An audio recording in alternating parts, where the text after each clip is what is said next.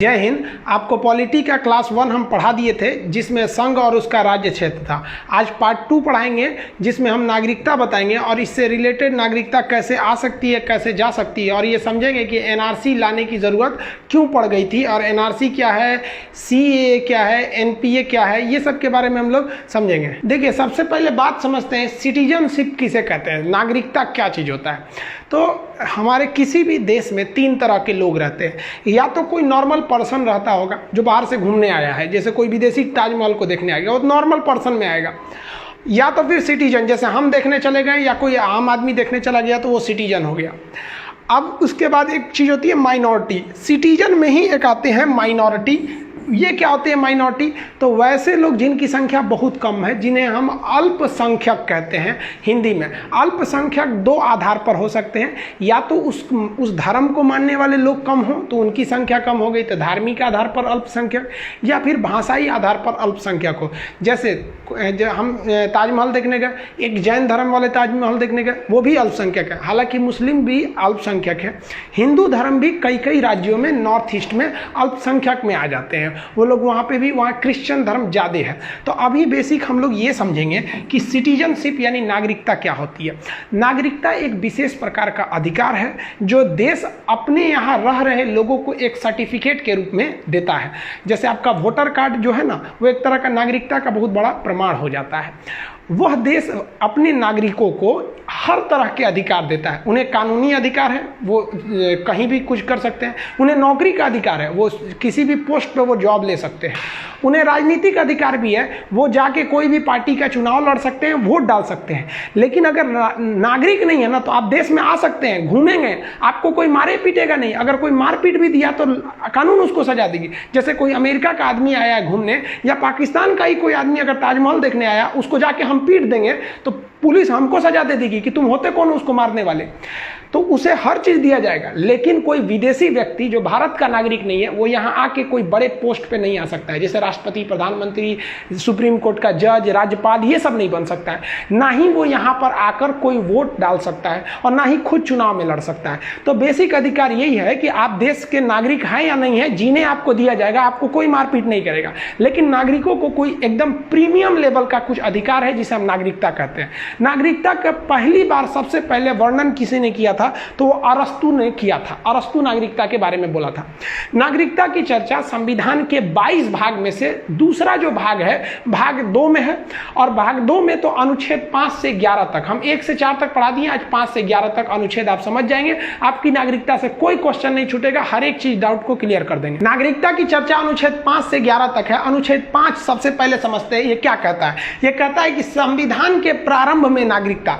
संविधान का प्रारंभ, अब पहले समझिए प्रारंभ कब हुआ था। तो संविधान प्रारंभ हुआ था 26 जनवरी 1950 को। इसी दिन से संविधान पूरे देश में लागू हो गया। अब बात आई कि लागू हो गया तो हम किसे कहेंगे कि भारत के तुम नागरिक हो। बहुत से तो अंग्रेज भी उस वक्त तक भारत के थे, सब एनी बेसेंट भी उस वक्त भारत में थी लोग। तो ये लोग को क्या आप नागरिक बोल देंगे? और कौन कौन नागरिक है कौन नहीं है, उसी में भारत का विभाजन हो गया। तो इसके लिए अनुच्छेद 5 जो है वो 3 शर्तें दिया और कहा इन 3 शर्तों में से कोई एक भी शर्त अगर आप पालन कर लेते हैं तो हम आपको भारत का नागरिक कह देंगे।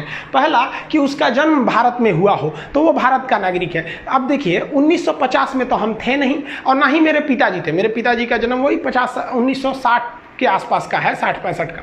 तो उस वक्त मेरे दादाजी होंगे, आप लोग को भी दादाजी होंगे आज़ादी के वक्त में। तो आपके दादाजी को नागरिकता किस आधार पर मिली? उन लोग जन्म से यहीं पर थे, यहीं उनका जन्म ही हुआ, इसलिए उन्हें नागरिकता मिल गई। लेकिन बहुत से ऐसे लोग थे उस वक्त जो आज़ादी की लड़ाई 1947 में चल रही थी, तो उस लड़ाई में वो अंग्रेजों का मुकाबला करने के लिए विदेशों में भी गए थे। आप देखे होंगे कनाडा में भी आंदोलन चलाया गया था, सैन फ्रांसिस्को में लाला हरदयाल ने भी वहाँ चलाया था गदर पार्टी। तो बहुत से क्रांतिकारी विदेशों में भी थे। तो क्या आप उन्हें नागरिकता नहीं देंगे इस आधार पर कि आप भारत में तो हैं? तो उनको भी तो देना पड़ेगा। वहाँ पर मान लीजिए उनके बच्चे जन्म लिए, यहाँ भले उनको आप दे सकते हैं कि वो भारत में जन्म लिए, लेकिन उनके बच्चे जो विदेश में जन्म लिए उन्हें भी देंगे कि नहीं? तो कहा गया कि उनके माता पिता का जन्म भी अगर भारत में हुआ होगा, कब? 1950 से पहले, तो वैसे व्यक्ति को भी नागरिकता दे दी जाएगी, भले वो विदेश में ही क्यों नहीं रह रहा है। एक और चीज कहा गया इसमें कि संविधान लागू किस दिन लागू हुआ? 26 जनवरी 1950। लागू होने से 5 साल पहले से ही अगर कोई रह रहा है तो लागू हुआ 1950, यानी अगर 1945 से या उससे भी पहले से कोई भारत में रह रहा है तो हम उसे भी नागरिकता दे देंगे। जैसे एनी बेसेंट थी, वो विदेशी थी, आयरलैंड की, भारत में बहुत काम किया उन लोगों ने, स्वतंत्रता में भी बहुत बड़ा योगदान रहा, तो उन लोग को उनको नागरिकता मिला इसके आधार पर। हम लोग के दादाजी को नागरिकता मिले, आप लोग में भी ज्यादातर लोगों को जन्म के आधार पर ही मिला होगा। तो अनुच्छेद 5 केवल जन्म के आधार पर नागरिकता देता है, ये तीनों का होना जरूरी नहीं है, मेनली कोई एक हो सकता है तो आप नागरिक हैं भारत के। देखिए आप अनुच्छेद 6 और अनुच्छेद 7 को समझते हैं। वर्तमान समय में अनुच्छेद 6 और अनुच्छेद 7 का कोई विशेष औचित्य नहीं है, इसे उस समय के जो विभाजन था तो विभाजन को ध्यान में रख के बनाया गया था, क्योंकि 1947 में जब देश का विभाजन हुआ था तो बहुत से लोग पाकिस्तान से भारत में आए थे, जैसे आसाराम बापू और भी बहुत लोग आए थे, और भारत से भी बहुत से लोग पाकिस्तान में जाके बस गए थे। तो इसमें बहुत ज्यादा मार काट भी होने लगा, अराजकता फैल गई। तो इसको देखते हुए भारत सरकार आजादी के 1 साल बाद यानी 1948 में, तो 19 जुलाई 1948 को एक रूल लागू कर दिया जिसे कहते हैं परमिट नियम।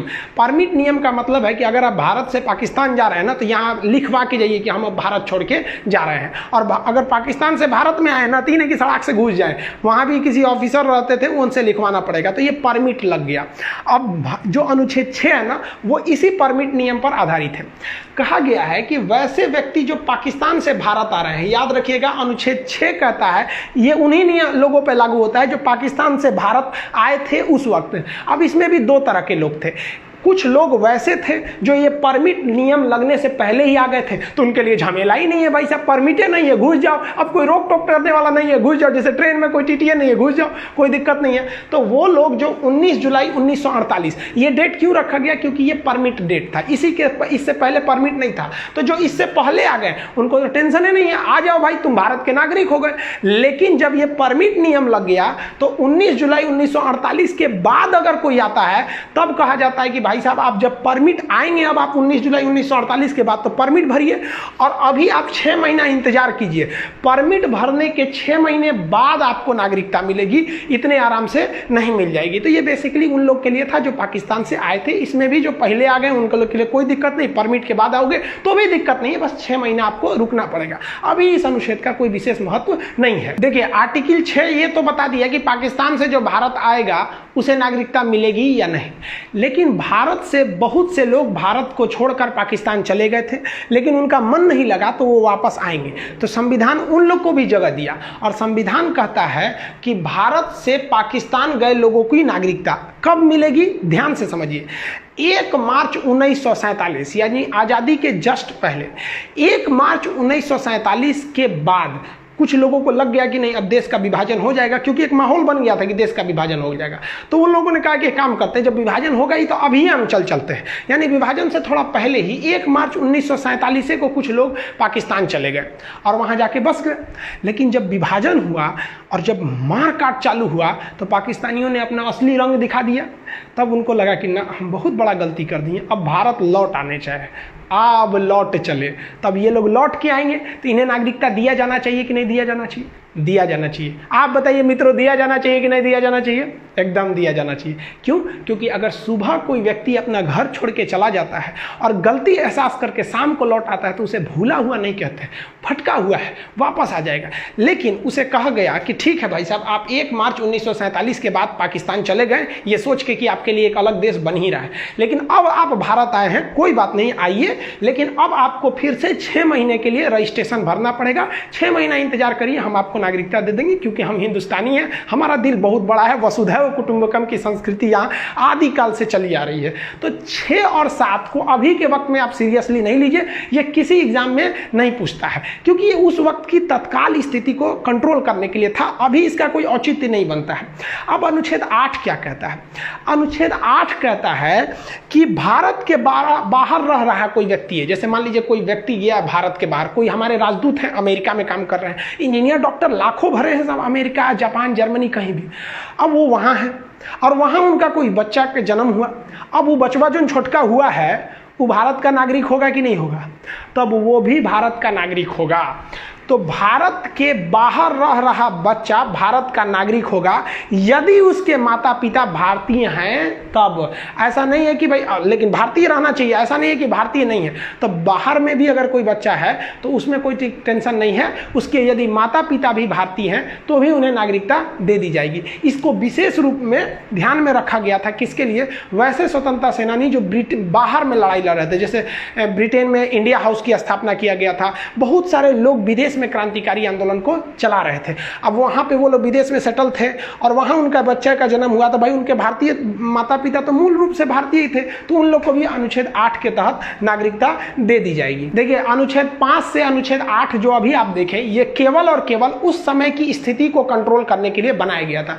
इनफैक्ट रियलिटी में संविधान निर्माताओं ने नागरिकता पर कोई कानून नहीं बनाया, उन्होंने उस वक्त की स्थिति को देखकर एक टेम्पोररी कानून बना के चले गए और उन्होंने अधिकार दे दिया संसद को। अब आगे समझिए अनुच्छेद 9 में क्या कह रहा है कि कोई भी व्यक्ति अगर कोई विदेशी नागरिकता ले लेता है, अगर कोई मान लीजिए भारत का नागरिक है, विदेश में रहता है, उसके माता पिता भारतीय हैं तो कोई दिक्कत नहीं है। लेकिन अगर वो विदेश गया है और वहां जाके विदेशी नागरिकता ले लेता है तब उसे भारत की नागरिकता नहीं दी जाएगी। भारत का नागरिक अगर विदेश जाकर विदेशी नागरिकता ले लिया तो भारत की नागरिकता खत्म कर दी जाएगी। ये ध्यान से रखिएगा, ये कई बार पूछता है। इसका ऑप्शन नंबर सी सही होता है, कहता है कोई व्यक्ति भारत का नागरिक नहीं रहेगा। ऑप्शन सी पे लिखा रहता है यदि उसने स्वेच्छा से विदेशी नागरिकता अर्जित कर ली हो तो आप ऑप्शन सी लगा के आएंगे। अब अनुच्छेद 10 देखिए, ये काफी इंपॉर्टेंट है। अनुच्छेद 10 कहता है कि नागरिकता का बना रहना जब तक अन्यथा कार्य न करे। मतलब कोई भी व्यक्ति की नागरिकता आप ऐसे नहीं खत्म कर सकते हैं जब तक वो कोई गलत काम नहीं किया हो। वैसे गलत काम का मतलब संसद ने जिस काम को मना करने को कहा हो, जैसे इंडिया चाइना में युद्ध हो गया, अब आप चाइना के फेवर में जाके बोलिए, भगा देगा आपको, भाग तो रहा, तू नागरिक नहीं है। पाकिस्तान से लड़ाई हो गया, पाकिस्तान जिंदाबाद कहिए, नागरिकता खत्म कर देगा, भागो तुम यहाँ के नागरिक नहीं हो। तो आपकी नागरिकता बनी रहेगी, कोई नहीं छीन सकता है जब तक आप देश विरोधी काम नहीं करते हैं। तब ये बहुत जरूरी था, संविधान वालों ने इसको बनाया। नहीं तो पता चला कि अगर ये नहीं रहता तो धज्जी उड़ा देता। जैसे मान लीजिए अभी गवर्नमेंट में बीजेपी है, बीजेपी को डर है इसी बात का ना कि कहीं दोबारा कांग्रेस ना आए, तो अमित शाह दिमाग लगाते ससुरा कहीं के जितना कांग्रेस के नेता है नागरिकता खत्म कर दो, चुनाव में नहीं लड़ोगे, जीतेगा कौन?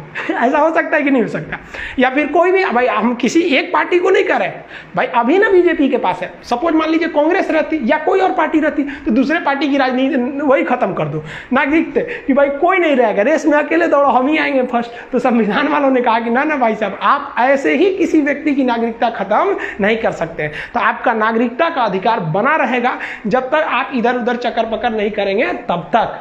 और अनुच्छेद 11 में कह दिया गया है कि नागरिकता संबंधी कानून एक बढ़िया सा कानून संसद बनाएगी और संसद का गृह मंत्रालय। तो अनुच्छेद 11 कहता है कि नागरिकता संबंधी कानून बनाने का अधिकार संसद को है। लेकिन क्वेश्चन पूछेगा संसद के किस मंत्रालय को है, तो गृह मंत्रालय को है, वही होम मिनिस्ट्री इसको बनाती है आपके नागरिकता का कानून। अब आप इसे फटाफट रिवाइज कीजिए एक झटके में। देखिए अनुच्छेद 5 क्या कहता है? प्रारंभ में नागरिकता जिनका जन्म हुआ उनको मिल गया। 6 क्या कहता है? पाकिस्तान से जो भारत आया उसको दे दीजिए। 7 क्या कहता है? जो गलती से पाकिस्तान चल गया था वापस आएगा, वह इंडियन जो पाकिस्तान से वापस आ जाएगा उसे भी मिल जाएगा। 8 क्या कहता है? विदेश में रहने वाले लोगों को भी नागरिकता दी जाएगी बशर्ते उनके माता पिता भारतीय हों। और 9 क्या कहता है? तो अगर विदेश में जन्म लिए हैं, माता पिता भले भारतीय लेकिन वहां का अपना लिए तो गए, क्या कहते हैं लगी सटल तो गैल, यानी विदेश में सट गए तो यहाँ का चल गए। तो 9 वाला कहता है सटल तो गैल। 10 कहता है नागरिकता का बना रहेगा, आपका कोई नागरिकता नहीं छीनेगा। 11 कहता है कि संसद का जो गृह मंत्रालय है वो नागरिकता का कानून बनाएगा। अब यहां से समझिए, यहां मेन कहानी शुरू होता है। संविधान वालों ने नागरिकता का कानून वही बनाया था जो उस समय विभाजन हो रहा था उसको ध्यान में रखते हुए, लेकिन उन्होंने संसद को अधिकार दिया था कि भाई अब आप अच्छे से सोच समझ के बनाइएगा। तो संसद ने पहला नागरिकता अधिनियम 1955 में लाया था। क्वेश्चन पूछेगा कि नागरिकता देने लेने का विस्तृत जानकारी क्या मूल संविधान ओरिजिनल संविधान में था? नहीं। पहली बार अधिनियम कब आया? 1955 में। अब 1955 के बाद ऐसा तो हो नहीं सकता है कि आप कोई भी चीज परफेक्ट बना सकते हैं। दुनिया का कोई भी चीज परफेक्ट नहीं हो सकता, उसमें हमेशा सुधार की जरूरत ज़रूरत रहती है। तो जो 1955 में बनाया गया था उसमें कुछ कमियां थी, जिसे 1986 में सुधारा गया। तो क्वेश्चन कहेगा नागरिकता में पहली बार सुधार कब हुआ था? तो 1986 में। लेकिन नागरिकता का कानून पहली बार कब आया था? तो 1955 में, जो पहला अधिनियम आया था। लेकिन सुधार पहली बार 86 में, फिर 92 में सुधार हुआ, 2003 में हुआ, 2005 में हुआ, थोड़ा मोड़ा सुधार 2015 में भी हुआ था, और 2019 में तो एनआरसी वाला चीज आया, बड़ा लंबा चौड़ा है, उसको तो विस्तृत समझेंगे हम लोग। तो अभी हम लोग एक एक करके समझते हैं। नागरिकता अधिनियम 1955 जो है वो आपको 5 विधियों से नागरिकता देता है। कहेगा संविधान में कितने प्रकार से नागरिकता ले सकते हैं? तो 5 टाइप का। किस अधिनियम के तहत? 55 के तहत। अब हम उन 5 को समझते हैं। सबसे पहला होता है जन्म के आधार पर। यह बड़ा फालतू कानून बनाया गया था, एकदम रियल बोल रहे हैं, बिना सोचे समझे इस कानून को बना दिया गया, फालतू कानून। जन्म के आधार पर कहा गया कि कोनो भारत में आके जन्म ले लेगा ना तो भारत का नागरिक हो जाएगा। ससुरा पाकिस्तानी सब इसका मिसयूज करने लगा, सब 8-8 गो पत्नी रखा सब, और क्या करता था, सबको लोड कर देता था सब, अब भारत में छोड़ देता था सब। वो सब आके यहाँ डिलीवरी हो जाता था उन सबको। अब हमारा कानून है कि भारत में जन्म लेगा किसी का भी बच्चा वो भारत का नागरिक होगा। और ससुरा बड़ा होकर आतंकवादी बन जाता था, धाए धाए धाए धाए बम चलाता था।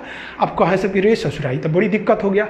भारत सरकार की नींद खुली, सोचिए कितना साल बाद, 55 में ये कानून बनाया है, और 31 साल बाद 86 में समझ में आया कि भाई साहब गलती हो गया, ई का हो गया यहाँ पर। आप ही बताइए गलत कानून था कि नहीं? भारत में जन्म, सोचो कोनो प्रेग्नेंट औरत इंग्लैंड से आई, ताजमहल देखने आई, ओहो ताजमहल है, तब तो पता चला 1 हफ्ता में लड़का हो गया उसका आगरा में, अब वो इंग्लैंड का नहीं भारत का नागरिक होगा।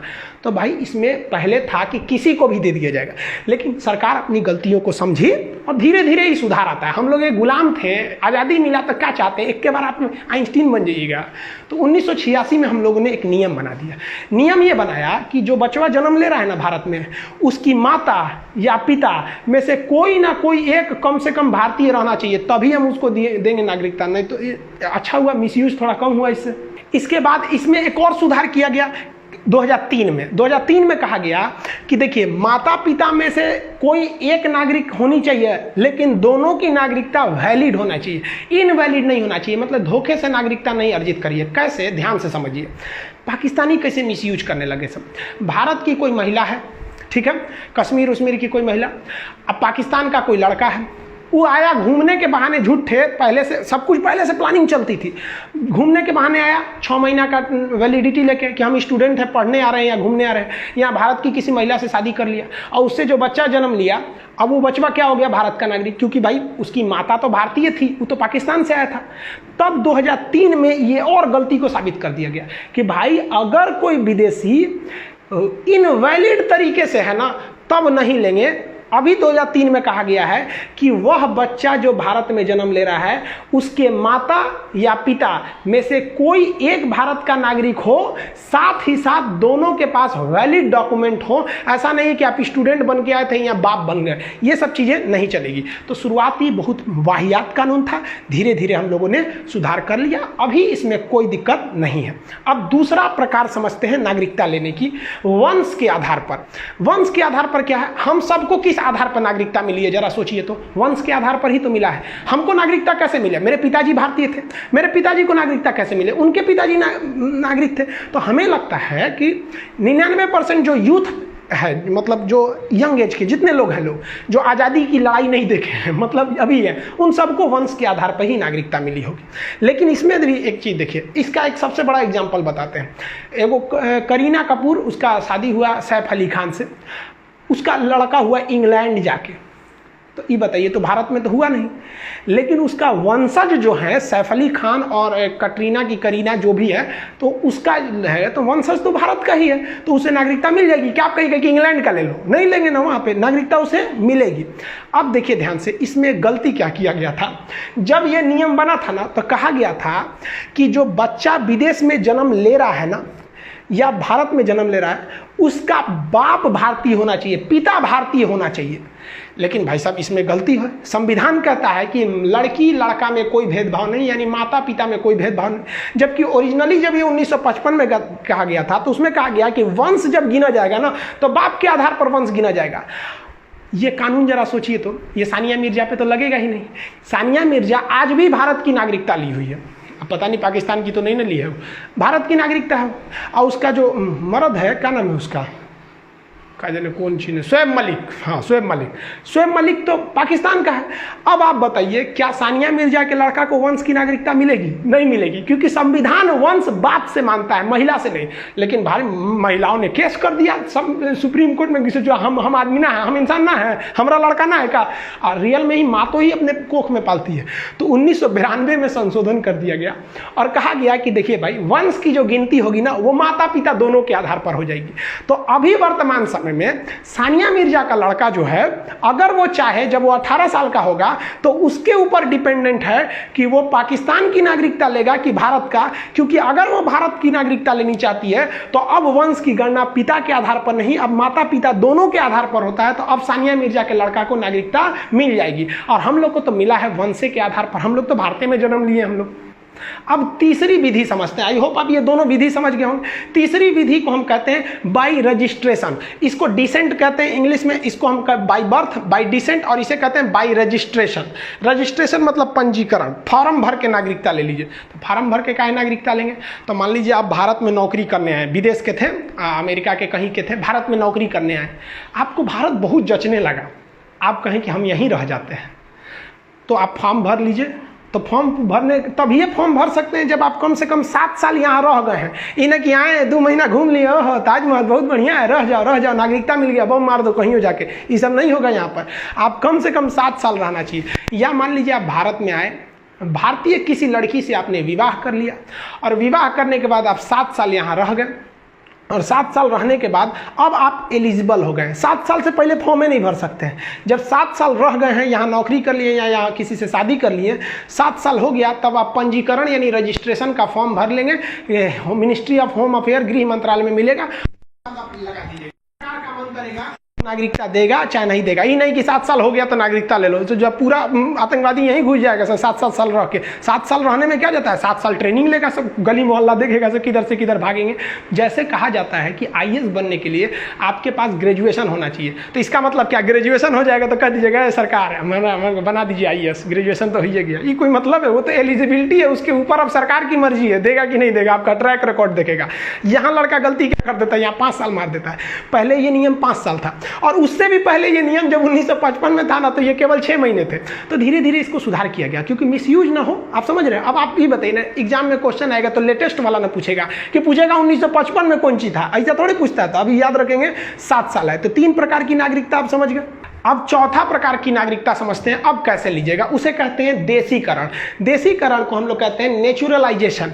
नेचुरलाइजेशन का मतलब क्या होता है कि यदि आप भारत में आए हैं, ना ही यहाँ नौकरी कर रहे हैं और ना ही यहाँ किसी से शादी किए हैं, लेकिन भारत में आए हैं और भारत आपको बहुत अच्छा जच गया, और आप यहाँ बोली जाने वाली 22 भाषाएं जो अनुसूची 8 में है, कश्मीरी, सिंधी, पंजाबी, हिंदी, बंगाली, असमी, उड़िया, गुजराती, मराठी, कन्नड़, तेलुगु, तमिल, मलयालम, उर्दू, संस्कृत, नेपाली, मणिपुरी, कोंकणी, बोडो, डोगरी, मैथिली, संथाली, इन 22 भाषाओं में से कोई एक भाषा अगर आप जान गए हैं तो आपको नागरिकता मिल सकती है। तो इसमें कुछ शर्तें हैं, कम से कम आपको 10 साल रहना पड़ेगा, और कोई भारतीय भाषा में से किसी एक भाषा को आपको जानना चाहिए, और आपका कला या विज्ञान में एक अच्छी रुचि होनी चाहिए। आप साइंटिस्ट वाइंटिस्ट टाइप के रहने चाहिए, तो आप आके मिल सकते हैं। जैसे एग्जाम्पल में पाकिस्तानी गायकार हैं, क्या नाम है, अदनान सामी। अदनान सामी 10 साल से भारत में हैं, उनसे ज़्यादा हैं, भारतीय भाषा भी जानते हैं, हिंदी जानते हैं, अच्छे गायकार हैं वो, और कला में उनका योगदान है, विज्ञान में तो है नहीं। और ऐसे अभी तक तो ट्रैक रिकॉर्ड रहा है, कोई देश विरोधी गतिविधियों में नहीं लगे हैं, तो भारत सरकार ने उन्हें नागरिकता दे दिया। तो ऐसे लोग जो भारत, तो ये तो अच्छा बात है भाई, विदेश से जितने कलाकार हैं आ जाओ, क्रिकेट विकेट खेलने वाले आ जाओ, वैज्ञानिक सब आ जाओ, सबको दे देते हैं देसीकरण द्वारा। तो इसमें 10 साल दिया जाता है टाइमिंग। देसीकरण आपको एकदम देश में ढलने के लिए कम से कम 10 साल तो रहना ही पड़ेगा, तभी आपको इस देश से प्रेम हो सकता है। आप ही सोचिए ना, 10 साल से छोटा लड़का को कहिएगा ना तुम हिंदुस्तानी हो, तो उसको बेहतरीन ढंग से समझे में नहीं आता है कि जो इंडियन में और दूसरे देश में क्या अंतर आता है, वो भले भावनाओं में बोल सकता है। तो 10 साल होना चाहिए देसीकरण के लिए, ये समझ गया। 5वां तरीका जो आपको नागरिकता लेने का है वो बड़ा सिंपल है, अर्जित भूमि के आधार पर। जैसे मान लिया कि हम लोगों ने कल पाकिस्तान पर कब्जा कर लिया, तो पाकिस्तान के लोगों को कहेंगे ना कि भाई तुम भारत के नागरिक हो जाओ, भाई पाकिस्तान वाले बुरा नहीं मानेंगे। अब मानिए कि क्या कर लेंगे आप लोग। एग्जाम्पल देखिए, सिक्किम जो है वो भारत का हिस्सा नहीं था, वो हम आपको पिछले पॉलिटी के क्लास में बता दिए थे, फर्स्ट क्लास में। सिक्किम को 16 मई 1975 को सिक्किम को भारत का हिस्सा बना लिया गया। तो भाई आपके वहाँ के लोगों को भी तो आप नागरिकता देंगे ना। पहले भी तो यही होता था ना, कोई राजा मान लीजिए मगध का राजा उठा और कब्जा कर लिया दूसरे राज्य पर, अगल बगल के राज्य पर, मान लीजिए कि किसी दूसरे वज्जी पर कब्जा कर लिया इधर उधर, तो वहाँ के राजा वहाँ के लोगों को नागरिकता दे देता था। तो ये तो सिंपल है कि अगर कोई अर्जित भूमि कर लिए हैं तो आपको नागरिकता मिल जाएगी। एग्जाम्पल में सिक्किम। तो आपसे कहेगा नागरिकता संबंधी अधिनियम जो 1955 में आया था, कितनी विधि से नागरिकता देता था? 5। एकदम घोर के पी जाइएगा, 5। लेकिन इसमें 3 ऐसी भी विधियां थी जिससे आपकी नागरिकता छीन ली जाएगी। पहला था त्याग करके। अगर आप किसी दूसरे देश की नागरिकता ले लिए, यानी सटल तो इनने से गई ला, दूसरे को सटे तो इधर से चल गए, तो त्याग कर दिया जाएगा। बर्खास्त कर दिया जाए। कैसे बर्खास्त किया जाएगा भाई साहब आपको? तो भाई आप पता चला आपने लड़ाई हुआ है इंडिया में चाइना में, और आप मार चाइना जिंदाबाद, चाइना जिंदाबाद पूछ के यहाँ रख देगा आदमी, बर्खास्त कर दिया जाएगा आपकी नागरिकता। मान लीजिए आप पागल हो गए, एकदम मेंटली डिस्टर्ब हो गए, कोई राष्ट्रपति आ रहा है, मान लीजिए व्लादिमीर पुतिन आ रहे हैं दिल्ली में, आप ओके देख मुँह पे थूक दीजिए, ले थूक। भाई पुतिन कहेगा ना कि भारत का नागरिक हमारे ऊपर थूक दिया, ऐसा नहीं ना होता। भारत सरकार नागरिकता खत्म कर देगी, पागल है, उसे सिर्फ भगा, पागल है, इसको बस जिंदा रहने दो, बाकी इसके बाद का कोई बुराई ये कहीं का नहीं है, ना ये हिंदुस्तानी है ना पाकिस्तानी है, ये पागल है। तो उल्टा सीधा काम करेंगे, सनक वनक जाएंगे ना, तो आपकी नागरिकता को बर्खास्त कर दिया जाए। वंचित कर देना, आपकी नागरिकता वंचित कर दिया जाएगा। मान लीजिए कि आप भारत में आए थे और 7 साल रहबे नहीं किए थे, झूठे दिखा दिए कि हम 7 साल से हमको दे दीजिए पंजीकरण द्वारा, या मान लीजिए 2 साल हैं, आप कह रहे हैं कि 10 साल से हैं, फर्जी सर्टिफिकेट बना लिए हैं, देशीकरण से ले लिए, बाद में पता चलेगा ना तो सरकार आपको वंचित कर देगी कि भला इसको फर्जी है यहाँ पे। या फिर आप भारत के नागरिक हैं कि विदेश में जाकर 7 साल बस गए कहीं उधर कंटिन्यू, तो भी यहाँ से वंचित कर दिया जाएगा। तो 5 विधियां हैं आपको नागरिकता देने की, और 3 विधियां हैं आपकी नागरिकता छीन के लतिया देने की। किसी व्यक्ति की नागरिकता खत्म हो जाने का मतलब ये हरगिज नहीं है कि उसे हिंदुस्तान से बाहर निकाल दिया जाएगा, उसे जीने का अधिकार छीन लिया जाएगा, नहीं। उसे 2-3 अधिकार छीने जाएंगे, एक वोट डालने का, एक चुनाव लड़ने का, यानी ये दोनों को हम राजनीतिक अधिकार करते हैं, ये छीन लिया जाएगा। और कुछ कानूनी अधिकार है, जैसे बड़े बड़े पोस्ट पर जज नहीं हो सकता है, पुलिस में नहीं हो सकता है, राष्ट्रपति प्रधानमंत्री नहीं हो सकता, ये सब नहीं हो सकते। बाकी आप भारत में रहिए, कमाइए, खाइए, कोई दिक्कत नहीं, आधार कार्ड नहीं बनेगा आपका। आप जो क्वेश्चन फटाफट पूछते हैं उसको देखिए। भारत में नागरिकता किस देश से लिया गया है? तो ब्रिटेन की तरह भारत से नागरिकता ले ली गई। हमारे संविधान का 85% से ज्यादा हिस्सा विदेश से ही आया है, 15% को बनाए हैं हम लोग 3 साल में। तो ये हो गया ब्रिटेन से। हमारे पास किस प्रकार की नागरिकता है? तो हमारे पास जो है एकहरी नागरिकता है। एकहरी नागरिकता का मतलब है आपके पास केवल हिंदुस्तान की नागरिकता है, लेकिन आप कहीं ना कहीं किसी राज्य में रहते होंगे। जैसे मान लीजिए कोई राजस्थान में रहता है, तो वो ये नहीं कह सकता कि भाई हम राजस्थान के भी नागरिक हैं, भारत के भी नागरिक हैं। वो ये कहेगा कि हम राजस्थान के निवासी हैं और भारत के नागरिक हैं। जैसे बिहार में है तो बिहार का निवासी या आवासी है और भारत के नागरिक है। आप कभी बनाएंगे यूपी की नागरिकता दे दीजिए, फाड़ के फेंक देगा। भारत में दोहरी नागरिकता थी जम्मू कश्मीर में, उसके बाद जम्मू कश्मीर की भी नागरिकता थी, भारत की भी थी, लेकिन अब वो खत्म हो गया और हम लोग के लिए अच्छा है, पढ़ाने में आराम है। अब भाई पूरे भारत में एकहरी नागरिकता काम खत्म, एक ही नागरिकता ले सकते हैं। अब कुछ लड़कों को कंफ्यूजन होती है, एकहरी नागरिकता का मतलब एक के देश की नागरिकता, आप हिंदुस्तान और चाइना दोनों का नहीं रख सकते। भाई साहब इसका मतलब नहीं होता एकहरी नागरिकता। ऐसा तो कहेंगे तो पूरी दुनिया में ऐसा कहीं नहीं है कि आप 2 देशों की नागरिकता एक साथ रख सकते हैं। अभी थोड़ा सा विवाद हो गया था ना अक्षय कुमार के इशू को लेकर, थोड़ा बहुत कि वो मतलब कनाडा वाला इशू नॉर्मल था, वो कोई बहुत बड़ा इशू नहीं था। तो देखिए ये अब यहाँ आगे समझते हैं कि अधिनियम कब आया था। तो 1955 में ये अधिनियम आया था। पहला संशोधन 1986 में, फिर 92 में, फिर 2003 में, फिर 5 में, फिर 15 में, फिर 2019 में। तो ये कई बार पहला हुआ। अब प्राप्ति की विधि कितनी प्रकार से ले सकते हैं? 5 तरह से। खो सकते हैं 3 प्रकार से। कौन मंत्रालय कानून बनाएगा? तो गृह मंत्रालय। ये नागरिकता की जो चीजें हैं ये आप समझ गए होंगे। अब कुछ ऐसे टर्म्स एंड टर्मिनोलॉजी है जो आपको समझना चाहिए। जैसे एनआरआई कौन है? एनआरआई अकाउंट भी होता है ना एनआरआई। फिर पीआईओ कौन है? फिर ओसीआई कौन रहते हैं? फिर सीए क्या है? एनआरसी क्या है? और एनपीआर क्या चीज़ है? एनपीआर। अब ये चीज़ को हम एक सेपरेट वीडियो में बना देंगे नागरिकता का पार्ट 2 में, क्योंकि वीडियो काफ़ी लंबा हो जाएगा कि एनआरसी समझाने में मुद्दा लग जाएगा। ये एनआरसी लोगों को लगता है आज का मुद्दा है। एनआरसी का बात जो है ना वो एक्चुअली 12वीं सदी से, यानी आज से 800 साल पहले से ही एनआरसी का जो नींव था वो रख दिया गया था। आज से 800 साल पहले, यानी जब उस समय गुलाम राम वंश का शासन चल रहा था। अब आपका कॉन्सेप्ट अच्छा नहीं है, आपको लगता है 2019 का है, तो फिर आप वेट कीजिए अगले वीडियो का। आई होप आप इसे समझ गए होंगे। मिलेंगे नेक्स्ट वीडियो में, तब तक के लिए जय हिंद। आप इसका क्वेश्चन बनाएंगे, कोई क्वेश्चन नहीं छूटेगा।